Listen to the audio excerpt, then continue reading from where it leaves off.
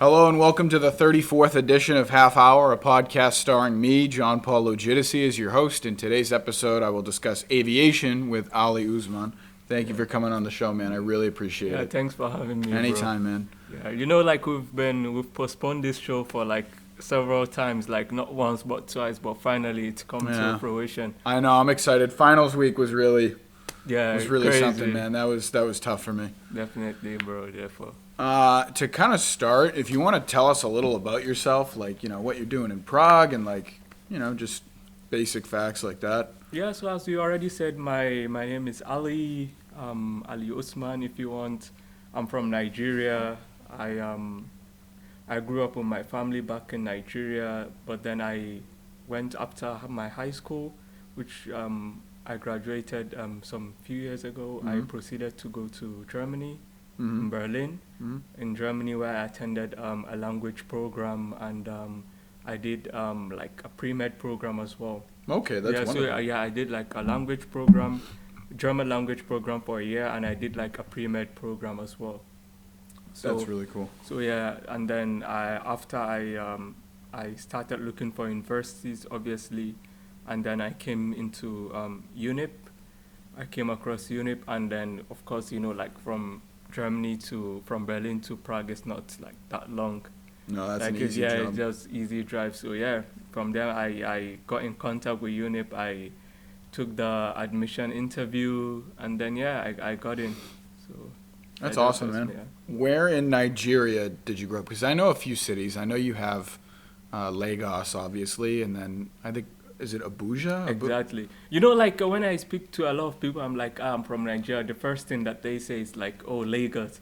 They're so Lagos is so popular because obviously it's like the biggest city. Yeah, exactly. It's like the hub. Yeah, okay. In terms of transport, in terms of goods we receive in Nigeria, Lagos is the hub, and also the main thing was it was the former capital of Nigeria. Okay. 35 years ago, if I'm not mistaken. So it got moved to Abuja, because if you take a look at the map of Nigeria, Lagos is really southwest, so it's really outside of the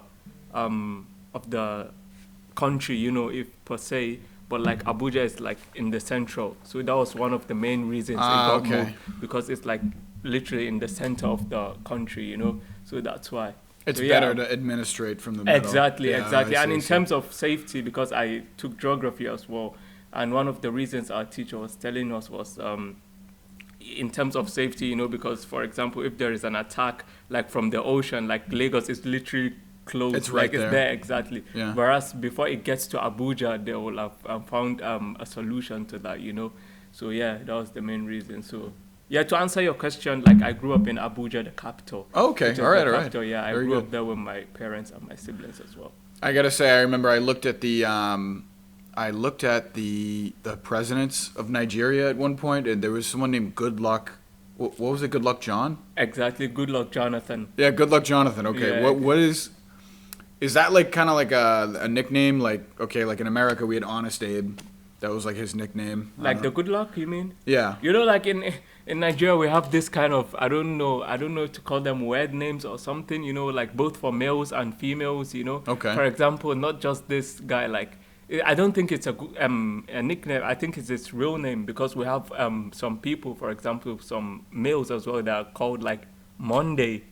Okay. So right. it's kind of weird, Yeah, when it's you, strange. for the first time, for you as a foreigner, I think maybe you've never heard of a guy, for example, in America called Monday or Friday. You understand? No. So it's kind of weird. So it's his name, good luck, So it applies both in both for males and females as well. Okay, all right. So there is a common female name you hear. I don't know. It's wisdom, something like that. Okay. So it's like that. I sort of see it. Yeah. I know in America, the Native Americans have very descriptive names for the environment or other things Mm-hmm. I think that was a long time ago though. Yeah. I don't know if they still do that. But anyway, I'm not going to categorize these people, but so how did you get into aviation? How is it something that interests you? So for me, like to be honest, aviation was something that I really really enjoyed. Like just like for example, I could stay like in the airport.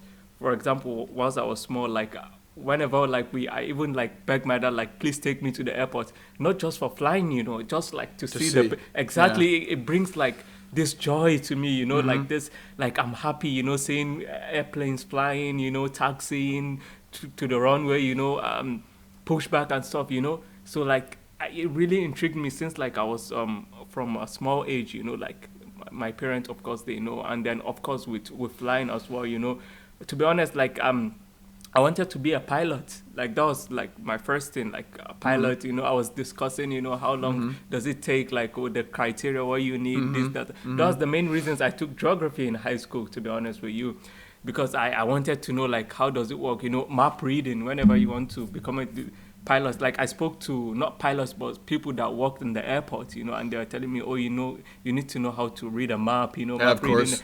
and stuff. So I was like, oh yeah, then I have to take geography in high school. I guess they're like, yeah, you need to know geography, physics as well, math, calculation, longitude, latitude, all these things. So I was like, yeah. So I took it in high school, geography, and yeah, unfortunately, I didn't get to be a pilot. Obviously, I'm not in pilot aviation school right now, but yeah, it's like it's something that started from a young age. For me, it was like my father actually works in aviation management at home. Interesting. And I remember when I was young, his job was he was out on the runway in like the squad car, like making sure things were running. Yeah. He took us to work sometimes, and we'd be in the car with him. We'd see the planes coming in, and we're on the runway in the car, like driving around. It was really cool. And I kind of see what you mean, where it just brings you joy, like seeing these things like take off and land, and like they're just marvels of like human technology. Like really, you take a look at it. If you were to show someone a plane from the 1800s, like they're gonna like be like, what am I looking at? Yeah. Like this is crazy. I think it's a really rewarding like job career wise, because even someone like me, I share that with you in common, where it's like the geography. Like I like maps a lot too, and like I know quite a few places on the map, and like you could tell me like, okay, point this place out, and I probably would be able to do it. But I think it's such an interesting skill set, to be able to do that. Yeah, and just to kind of jump on that, like you said, like it's the joy and also the satisfaction. Imagine you being in like as a pilot in like, for example, an A330, with like 100 plus passengers like on board. Like like you're in charge of this as a captain. For example, you're in charge of this airplane. You're in charge of like their safety per se. You're in charge of everything them. is under your control. You like whatever you call, like, that's how it's gonna be implemented. And it's like, like you, like for example, when you land, you're like, oh, I did this, like I transported this amount of people from this point to another, like from point A to point B, And it's like you're contributing. It was successful. You're contributing to like this global economy in the way, like you are just a small cog in like a vast array of them, and keeps the world running. This modern world we live in. Exactly. I think aviation's really interesting. I know. What is the largest passenger plane? Is it that one you said, the A380? The A380. Yeah, the A380 is the largest. Although, like right now, most airlines are like most companies, they are like retiring the A380 because of the environmental issues and stuff. Oh, really? But like it's the largest as of now. It's the largest passenger airplane. But like I had like in this year, they are trying to bring it back again. Like little by little, like most airlines, for example, Emirates. Why did they, like, what are the environmental issues? Like what? Yeah, like for example, global warming, like fossil emission, because These planes emit a lot. exactly, like Okay. it has like 4 engines, so like it tends to, although it's not as loud, like when you're inside, like when you board or when you fly on it's not as loud, compared to other airlines, compared to other, for example, the A330 or the Boeing 777, it's not as loud you even barely hear the engines, but of course, like you might not know what's happening whilst you're inside, but like the damage it causes to the environment, so they're taking like measures against that. So that's why like most airlines are trying to retire it, you know. No, it makes sense. I know for a long time, even when I was a kid, I knew this one by name, the 747. Exactly. That was like one of the biggest ones. I remember learning about that one. Yeah, so sorry to interrupt you. Like it has a nickname, you know, the A380, the largest Okay. is called the King of the Sky, whilst the 747 is called the Queen of the Sky. You know, Ah, okay. so these are the like largest and the second largest. The 747 is the second largest, whilst the A380 is They kind of one up them. Exactly. I remember the A380 came out sometime in the 2010s, right? Like they started using it. Airbus is actually a European company. I think it's German. Exactly. No, I think German. I think it's French. I think it's based in France, if I'm not mistaken. Maybe it's German. I No, don't you're know, but I probably think, you're probably right. yeah, I I don't know. think it's like French because I think it's based in France. So yeah, it's really nice. It's interesting because America used to kind of have a monopoly on plane construction, like with Boeing, and then kind of Airbus kind of entered the realm. Yeah. I mean, of course, you had companies from all over the world and stuff, but the Soviets actually had their own airline during the Cold War, but they often did not operate as well. They had a lot of issues. One thing that I always get kind of sad about is the supersonic jets that we had, the Concorde. The Concorde, yeah, Yeah. exactly. They canceled that due to safety concerns. Yeah, And I mean, exactly. of course, It it's was valid, crazy. but part of my thought process, I wrote my thesis about how nations need to kind of cooperate more in space and kind of like build some kind of innovation movement up there. Like really, like let's get moving. Like let's get these engineers working. Part of me feels like the airline industry does not want to kind of continue innovating as much because this is a very profitable enterprise the way it is. 100%. If all the planes are kind of operating at similar speeds, similar fuel consumption and efficiency and passenger count, and I could keep listing off the qualifications, it's kind of like people will always be able to fly, and it'll be cheap for short distances. But part of me is kind of like, I would really hope that we continue innovating in a direction where you could get from New York to London in 2 or 3 hours like you could in the Concorde, and whether that's a supersonic jet or a suborbital hop, which is what Sir Richard Branson did. I really feel like it would be pivotal for industries to kind of move this way and for Yeah. to put these engineers to use, man. Like I feel like these people do not have, like in the past, right? Not to kind of like go off topic, but I wrote about the Apollo program and how they had researchers and engineers and analysts and scientists and all these people working on the Apollo program. Of course, it was just an American project, right? Like it was internal, it was American. But these people would then go to lunch and they'd sit down and they'd talk, and then these new ideas would kind of would get created. And the Apollo program was home to some of the greatest innovations that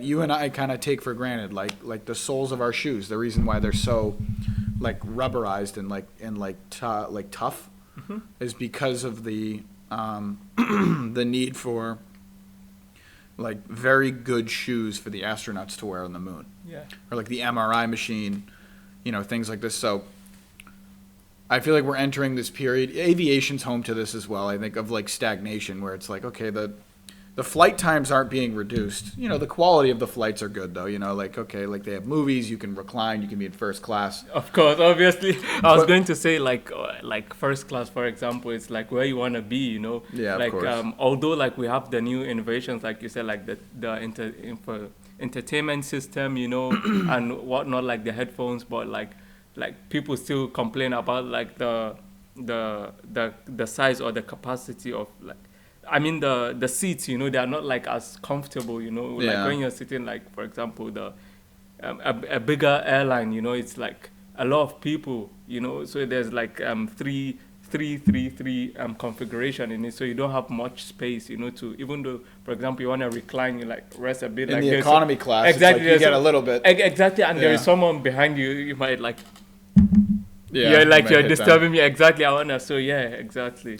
Yeah, I just, and I bet you someone's going to tell me at some point that, maybe the speed at which the aircraft is going to fly is not going to change much, because it's like that might be the maximum amount of speed you can get, because you don't want to break the sound barrier in like a passenger jet from what I heard. I don't know. I hear it's much more dangerous. That's why the Concorde was so kind of like dicey. But to kind of elaborate a little bit on Richard Branson, this was he was the first like billionaire in space, I think, or it was him and then Jeff Bezos. But basically, Elon Musk kind of tweeted at them and was like, "Oh, both of you didn't even orbit the Earth. Like, like you guys suck, blah, blah, blah." And what he did though was he had like a jet carry his ship up, and then it's really cool on YouTube. You see it detach, and then the jet kind of goes back, and then the engine fires on this craft, and it flies away. Oh, really? And it goes out of the atmosphere into space, and then it's almost like the trajectory is like I think they call it a suborbital hop. He started in one place and then landed in another. He might have circled back to the same landing area, but the technology can be used to like take a craft out of the atmosphere into space, and then it could land. It could basically go into space and then land somewhere else, much like an ICBM, like one of those nuclear weapons. Like, in the Cold War, they said, Moscow could hit anywhere in the U.S., and vice versa, using this technique of like going out of the air and then going back in. So part of me is like, I feel like, companies need to do this, but they're not going to do it because there's no direction coming from the government. It's like, it's kind of like, oh, we'll keep things running as they are because it's profitable and it's safe. Yeah. And honestly, they're incentivized to do that. I'm not even going to blame them. It's not their fault. I think the fault kind of lies squarely with the government not being imaginative enough and handing out these contracts. Trying to like try new things per se. So I don't think that's like the priority for the government, because they just want to keep everything safe, and steady. They don't want any maybe chaos. They don't want like all these things that lead to disasters. You know what I'm saying? So that's why they want to keep everything under control and stuff. So I'm not like opposed to that. For example, you're talking about the Concorde and like, for example, the journey time, for example, you want it to be reduced. I'm not against that. Like, of course, I don't want to sit in a plane. For example, if I'm traveling to Australia in an economy class, it's like, how many hours, bro? It's like you have to, there is no direct flight to Australia. There's like, you have to go from here. For example, if you're in Europe, you have to go from Europe to Asia, and then from Asia to Australia. And that as well is far, to be honest. So it's like, very far. You're looking at like 20 hours plus minimum. That's like the fastest, so it's kind of worrying. Or like, it's kind of like, straining, like it's not that, especially when you're in economy class. Imagine flying like 20 hours plus in economy. I'm just thinking about how, like, I'm using this flight path as like an example in my head, right? Like, I'm sure that there is a class of people that would be willing to pay the amount of money that you'd probably need to make an airline that I'm talking about where it's much faster profitable. I'm sure that these people exist. Of course. But it must be very small. It must not be like a huge number of people. But I am really, after writing this thesis, I'm of the belief that you need to continue innovating, and in a way that doesn't bankrupt a company, like why should Boeing kind of take the heat on that and be like, oh, like, the government wants you to build this new thing. I think the government could help provide the funding. Exactly. Like this would be something where it's like you hand out a contract, to NASA did this like repetitively during the Apollo program. I think they handed out a contract to like ASIC or one of those A-named shoe brands. There's a bunch of them. I forget. Acer or something. Or that's a computer, man. A computer. Acer is computer. I think it's ASIC, something like that. I'm not sure, but yeah. But they handed these contracts out, and it really resulted in the American space program being very versatile and very flexible. Where the Russian program was very like command economy. The rocket couldn't take off because it had too many engines, and they were having a hard time kind of innovating their technology because the system was so rigid. So I think that we're kind of being rigid in our laziness. It's kind of like we need to keep pushing the envelope. And I feel like we've lost that a little bit. I don't know. I feel like people are very like just happy with the way things are. Everyone is just happy, like you said, content with the way it's going now. So yeah, a lot of people like are even scared of flying. You know, there's Yeah. this saying that Yeah. so they wouldn't want something that will even make them more scared. You understand? So it's like there's this saying that people like get scared of like I said flying, and then there's this saying from pilots, I don't know, from like aviation industry, like the the most dangerous no no the worst way of flying is when you are going to the airport or something like that. Yeah. So they're trying to, like, the pilots or the aviation industry is trying to tell us like we shouldn't be scared of flight. In fact, like I had I had a statistic like just one in 100 and something thousand like deaths occur like in aviation. You really rarely hear of like plane crashes as of now. Yeah. Like it's really safe. You're more likely to die in a car crash. Exactly. At That's any what given time. that's what they're saying. Like Yeah. the worst part of flying. Yeah, here it is. The worst part of flying is like when you're going to the airport, when you're driving to the airport. Yeah, like thinking about it. Exactly. Yeah. Exactly. So yeah.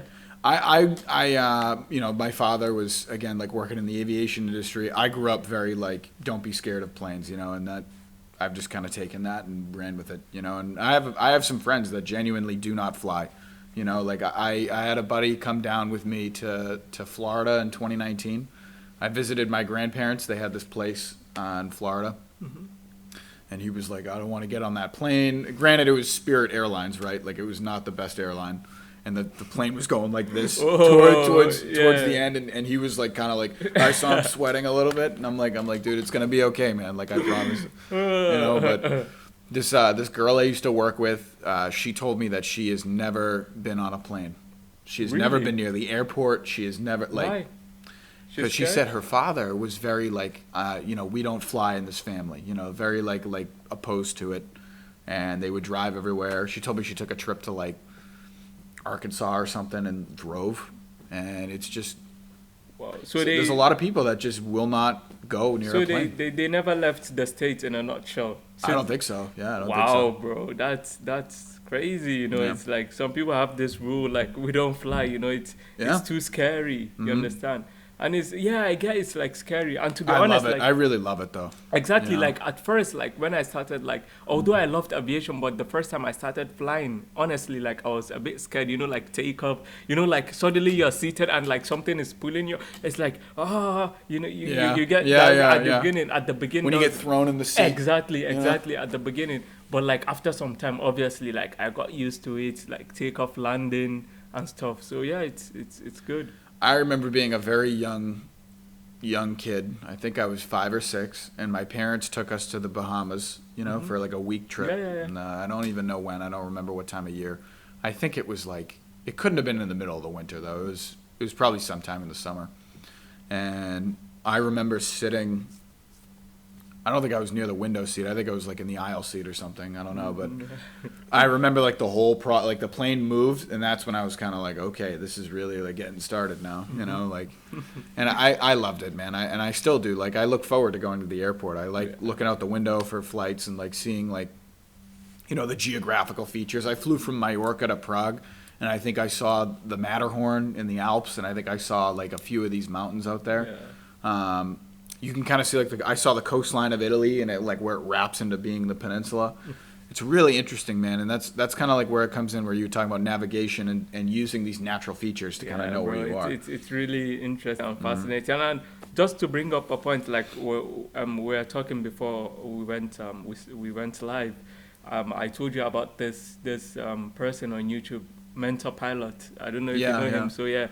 So I was watching like a few days ago, like yesterday or day before, like this it was a Boeing 747. It was like a cargo plane. So they were transporting like goods from Dubai to I can't remember, was it the States or something?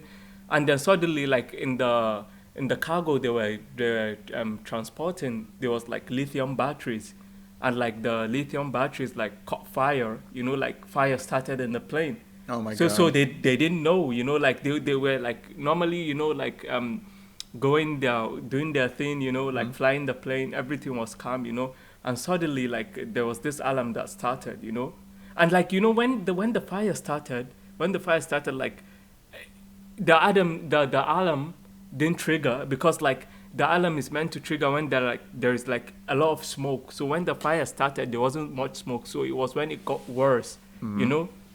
And then the alarm triggered, and they knew like there was an emergency, like there was like fire in the band, like, and obviously they're not gonna check it, you know, because they are flying and they don't want the stuff to the smoke to come into the cockpit. Yeah. So what they did, like they went through the measures, like what to do when there is a fire and everything. So they put the mask and everything, but like just to wrap it up, it got to a situation whereby the fire was too much, like it damaged the oxygen cylinder that they were using. So they had to wear like the oxygen yeah, of course masks. they had to. As soon as they recognized the fire, they had to wear the oxygen mask because they knew at some point like the smoke was gonna start coming to the cockpit, and they were trying as much as possible to get the plane down back, like to land as soon as possible, so that they can evacuate. And yeah, so the fire damaged the oxygen cylinder or something because of the heat was too much, the temperature, so they couldn't get oxygen,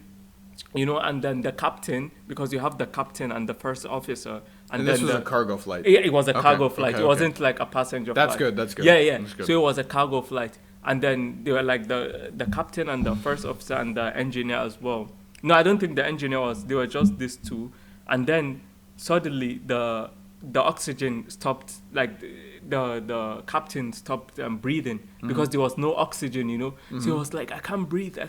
He was complaining to the first officer, and the first officer, you know, like when you're wearing like an oxygen mask, it's really hard to hear like what you're saying, you know. So he was like, what? He's like, I can't breathe. He was like, I can't breathe. So like there was like another oxygen, like emergency oxygen mask.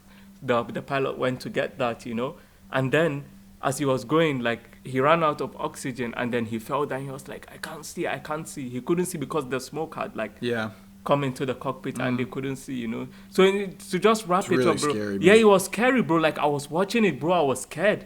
You know, I was watching like literally like 2 days ago or something like that. I was scared. I'm like, oh my God, like, is this real? And it was real, bro. The captain eventually died because he couldn't get the other oxygen and he suffocated. Yeah, and then the first officer now took over the flight, and then like the cockpit became so dark. He couldn't see the controls exactly from the smoke. Exactly from the smoke. It came like the controls, like he couldn't see the screen, or like how he was flying, you know, the altitude and everything. Oh my God. Bro, it became so scary, and like, you know, like he had to, and he did a really good job because of the damage the fire had done to the like equipment and everything. He couldn't communicate with the tower, with the control tower, so he had to communicate with another flight that was flying. And then they would tell exactly. They would relay No, bro, he had to communicate to them. And then they will communicate with the tower, and then the tower will tell them, and then before they would relay exactly, it back, imagine you are in that mayhem, you can't see anything, like you are barely breathing. Yeah, bro. At the end, I can't imagine. Yeah, just to sum it up, the aircraft like crashed because he couldn't see, and he. Did they all die? Did everyone die? All of them. Like, oh my all God, of them. man. Yeah, the both the captain and the first officer, they died, unfortunately. So you have to think, right? It's like if something does go wrong, it's a really bad situation, you know. And they make these. I really still stick to the fact that I still think it's a very safe industry. You know, like I will get on a plane and not think twice about it because I think it's a super safe industry. They check these things very, very thoroughly. But if a problem does happen, it's like always serious, you know. And when you said that, I was thinking about the ball that you have where it's like the orange underneath and the blue on top, and that shows you like, you know, whether you're like kind of pointing towards the ground or like going up in the sky. Yeah. That's a really cool thing. And I spent a lot of time when I was young playing this game. You know, like the Microsoft Flight Simulator? I played something like that, but it was like more for space. It was called Kerbal Space Program. I played this game a lot, like when I was like a freshman in high school, sophomore in high school. I played this game like religiously, man. I love this game. And it was when you had the controls, the ball was there, and that's how I know. Like when I walk into, you know, a cockpit or I'm at the museum and I see a plane and they got like the the ball there, I look at that and I'm like, I know what that is, but all these other buttons, I have no clue. Yeah. But yeah, like when you walk into the cockpit, like, you know, like whenever I board a flight, like I haven't yet been into the cockpit. Whenever I board a flight, the first thing I do is look into the cockpit. You know, I try to look as far as possible, like to see. And you see these buttons, you see these controls. It's really like fascinating. It's really like I get curious. You know, I want to like. I don't know, like I haven't asked like the flight attendant yet, but like I'm still planning, you know, I'm still thinking about like when I get enter, like can I please walk to the like can I see the cockpit? Can I talk to the pilot, you know? Something that I kind of want would be like a flight simulator, but something where it's like you're in the seat and you have like the actual I feel like a VR would be good for that, you know, but you know, with the VR, it's like you can get those chairs that like pitch back and forth, and you can like get like the plane thing. It's actually really intuitive. But I think someday I would love to get my flying license. You know, my father has his. He hasn't flown in years, I don't think, but there are these communities of people in New England, where I'm from. Maybe not in Massachusetts, they have them, but I know in New Hampshire they're for sure there. No, they have them in Massachusetts too, actually. But there are these communities of people that they have their houses there. And man, they have planes in their garage. They have like their house, they got their cars, and they have like a hangar next to their house, and they have like their leisure aircraft. Yeah. And they can taxi the aircraft out to a runway. Oh, really? That everyone in this living community pays money to upkeep. You know? Wow. So like, let's say you have like 50 houses there. You know, you have like like a family in each. And one member of the family has their aviation license. They actually pay. They have like these like housing dues where it's like, you know those movies in America where it's like, okay, everyone has to have the fucking hedge bushes like all like, you know, perfect, and like everything has to be like, okay, your roof has to be black, and if it's not black, you get like a fine or something. Yeah. You know, these places, but they have these places, but it's just for the runway. And they just take off and they fly for fun. Wow. They land their planes. You know, there was this one guy, I remember I was on the lake, and he landed his plane in the lake because he had the water pontoons, you know. So he would land in the lake. He'd get out, you know, crack open a beer, hang out with everybody for a few hours, and of course he'd sober up and like then fly off. You know? Wow. I don't know who the guy was. Like, I'm not going to incriminate him right now, but I did see that a few times. Like it was interesting, man, because we used to pull the boat up to like this sandbar, and then like we had like a paddle board. I'd like paddle around. I'd have my dog on it too. Like we would like paddle around and stuff. And I remember looking up and the plane was just coming in and landing. But it really is such an interesting industry. You know, it's akin to like trains, except in the sky. You know, like really. It's really it's a rewarding. It's like financially stable industry. You know, like you earn a good chunk of money, you know, from aviation as being a pilot, you know, and and satisfaction as well. You are happy, you know, like when you successfully take off an airplane and you land it as well, like you're happy. It must be a great feeling. Yeah, of course, 100%. I don't know if there's anything else you want to mention. We're kind of getting towards the end. Kind of went fast, but is there anything else you want to say? No, not really, to be honest. I think we touched on a lot of things. We went through a lot of things. And I'll be looking at this in a few decades and wondering where we've gone. You know, like like we as a people have taken the aviation industry. Maybe what I said, maybe it'll come true. Maybe 100%. Maybe planes will get faster, and maybe you'll have people paying and. You know, stuff like that. Yeah. When it happens, I'm gonna call you like, yo, JP, remember when we recorded the podcast? Like, your request has been fulfilled. Like, maybe they'll see it. Maybe they'll see. We never know. Yeah. Boeing, Airbus, watch it. All of you. All right. Well, dude, thank you for coming on the show. I really appreciate it. Pleasure. Anytime. Yeah, pleasure. Guys, look out for the next episode. And cheers. Peace out. Bye-bye.